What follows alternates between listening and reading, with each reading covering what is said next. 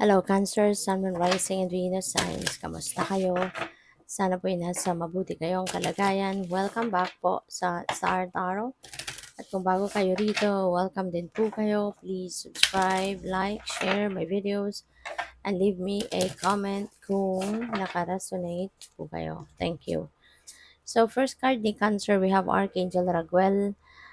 There is justice. No? So, napakaganda nito kasi if you are claiming for justice, kung meron kang hinahanap na hustisya, makukuha mo yan. That will be served to you, Cancer. Kaya this is really a beautiful thing, no? Na mahahanap mo na yung hustisya, makukuha mo na yung solusyon sa problema or solusyon sa kung anumang sigalot na meron kayo. And this is the time na makakapagsimula ka ng mamuhay ng matiwasay, diba?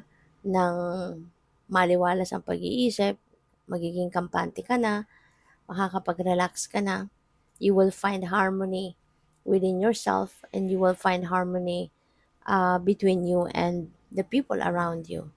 You know? So, sa pamamaraan ng solusyon na to, may isip ninyo at sa hustisya na makakamit ninyo, ano man ang pinaglalaban ninyo rito. Diba? Magiging ano ka na, masaya ka na. So we have personal guide. This is your guardian angel and your spirit family. Nagpaparamdam sa'yo na lagi siyang nandyan at lagi silang nandyan para sa'yo. Diba? Kaya wala kang dapat na ipag-alala.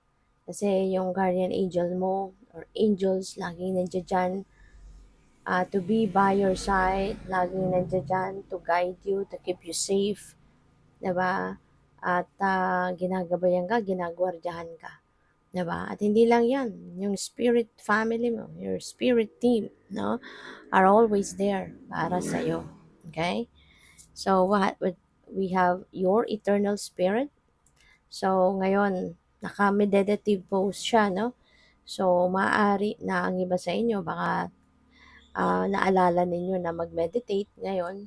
Maybe, nagagawa nyo naman na yan, or maaring susubok kayo. Now, for those of you na hindi pa nakakasubok ng meditation, po pwede na ngayon maiisipan ninyong sumubok, no, na mag-meditate. So, which is really good. Kasi, alam mo, yung meditation, um, it's really going to, help you a lot na magkaroon ka ng peace of mind, magkaroon ka ng direksyon, magkaroon ka ng linaw sa isipan.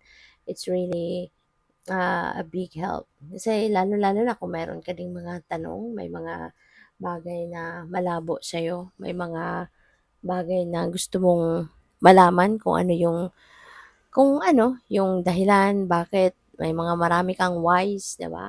Maaaring during that meditation, mahanap mo na yung sagot diyan. Kasi also meditation bring answers, 'di ba?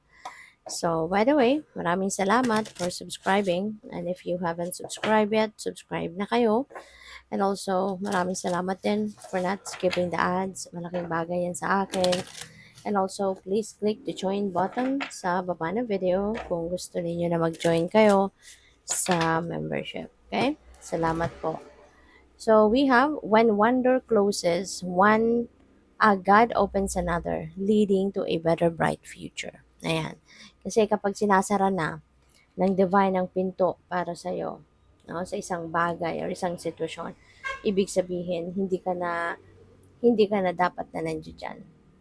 Diba? You don't deserve to be there anymore. That's not yours anymore. Hindi na yan makakatulong sa'yo. Hindi na yan makakabuti sa'yo. It's not going to be beneficial for you anymore. Okay?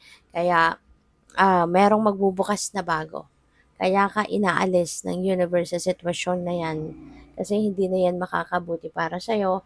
And merong pagdadalhan sa'yo. Meron kang bagong lugar, no? Na dapat doon ka. 'Di ba? Katulad ng trabaho, 'di ba?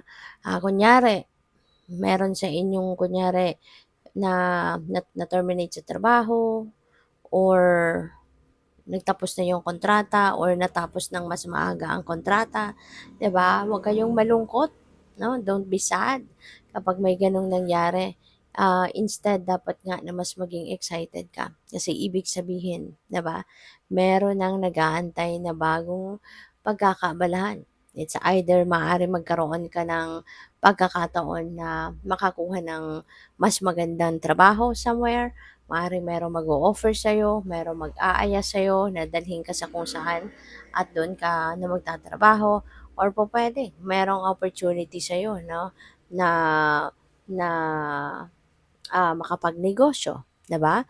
Pupuwede na meron kang, makukuha na pera at, makakapagnegosyo ka, or pupuwedeng merong mag-o-offer sa'yo ng partnership in business na do'n pala mas magiging ano ka, mas magiging mayaman ka do'n, mas malaking pera ang kikitain mo do'n. 'Di ba? Or pupuwede 'no, na mas makakapag-stay ka pa ng bahay kasi maaaring online business 'yan, or pupuwedeng, home-based business yung maitatayo mo, so hindi mo na kailangang araw-araw umaalis ng bahay, 'di ba, para pumasok sa trabaho. So, maaaring mas beneficial 'no, para sa'yo at sa pamilya mo 'no, ang maaaring, bagong pintong magbubukas para sa'yo. Ang gano'n 'no, gano'n. It's better. It's always better than the previous one, 'di ba? Kung merong magbubukas na pinto para sa'yo, it's always better than kung ano man ang inalisan mo or iniwanan mo, okay? Kaya lagi lang positibo dapat, 'no? Harapin mo ang bawat sitwasyon sa buhay on a positive mindset. So we have life is full of choices. Choose wisely. Make choices that bring you closer to becoming the best version of yourself. Ayan. So, ang daming options. No? Pwedeng options ito ng panibagong career. No? Kung katulad ng example ko kanina na trabaho ang naging issue, maaring ngayon maraming nagbubukas nga na pinto para sa'yo. At binibigyan ka ng pagkakataon na makapamili sa kung ano yung anong path ang tatahakin mo. So, yun, ang paalala lang sa'yo ng universe dito, choose wisely, okay? Galingan mo ang pagpili, 'di ba? Piliin mo yung piliin mo yung path, na pupuntahan mo na makakatulong din sa'yo para mag-evolve ka into the best version of yourself, 'di ba? Piliin mo yung trabaho, career, 'di ba? Kung saan hindi lang sa kikita ka ng pera, hindi lang sa yayaman ka, kundi pati ikaw mismo, you would be able to empower yourself, you'd be able to improve yourself, yung ganon. Okay? So what else? We have, when things don't seem to be working in your favor, trust in God, for He has better plans for you. Ayan, so pwedeng related yan dito sa una, 'di ba? Katulad ng example na sinabi ko, na po pwede, no, na kapag nawalan ka ng trabaho, iisipin mo na this is a problem, ano yan, isang bagay yan na, 'di ba, nangyayari na hindi pabor sa'yo kasi nawalan ka ng trabaho, puwedeng gano'n, 'di ba, ang magiging reaction ninyo. But 'yun, magtiwala ka lang 'no, sa divine universe. Magtiwala ka lang sa Panginoon kasi hindi ka naman papabayaan ng divine universe, 'di ba? Tulad nga ng sinabi ko kanina, when one door closes, it's because there's another one, a better one na magbubukas para sa'yo. Magtiwala ka lang sa Kanya kasi meron siyang mas magandang plano para sa'yo. 'Di ba? Minsan nga may mga plano din tayo para sa may mga gusto tayo para sa sarili natin, may mga pinaplano tayo para sa sarili natin. Pero may mga pagkakataon na hindi 'yan binibigay sa atin because God has a better plan for you. 'Di ba? Merong mas magandang plano ang universe para sa iyo.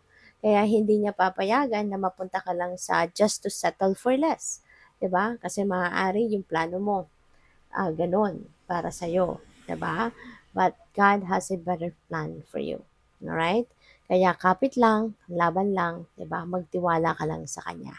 So good luck. Thank you for watching. Love and light. Namaste.